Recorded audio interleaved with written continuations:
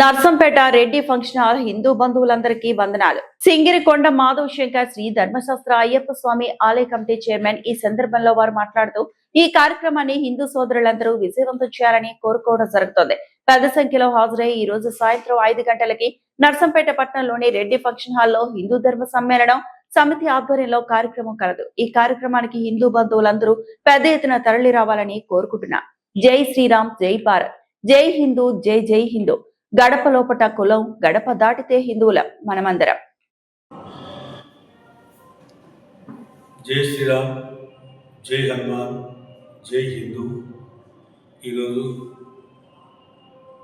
నర్సంపేటలో జరుగుతున్నటువంటి హిందూ ధర్మ సమ్మేళన సమావేశానికి పాత్రికేయ మిత్రులందరినీ, ప్రింట్ అండ్ ఎలక్ట్రానిక్ మరియు సోషల్ మీడియా మిత్రులందరినీ కూడా సాయంత్రం 5 గంటలకు జరిగేటువంటి కార్యక్రమానికి ప్రత్యేకంగా మీ అందరినీ కూడా పేరు పేరున ఆహ్వానిస్తున్నాం, మా అందరి కమిటీ తరఫున.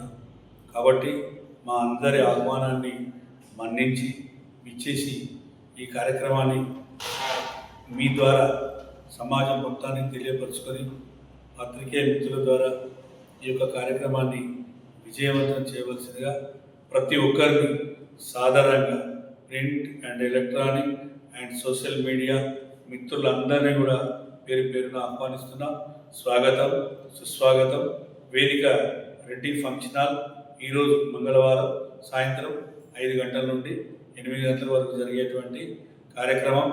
దీంట్లో ప్రవచనకర్తలుగా మహాదేవ్ గురూజీ గారు, అదేవిధంగా కాచం రమేష్ గారు, అదేవిధంగా నవత గారు, ప్రముఖ జర్నలిస్ట్ గారు, వీళ్ళందరి ఆధ్వర్యం లోపల ఈ యొక్క వేదిక ద్వారా ఈ హిందూ ధర్మ గురించి విశిష్టతను, ప్రాముఖ్యతను, ప్రచారాన్ని, అన్ని విషయాలను సమగ్రంగా క్రోడీకరించుకోవడానికి సమావేశం ఏర్పాటు చేయబడ్డది కనుక పాత్రికేయ మిత్రులందరికీ పేరు పేరున ఆహ్వానం, స్వాగతం, సుస్వాగతం.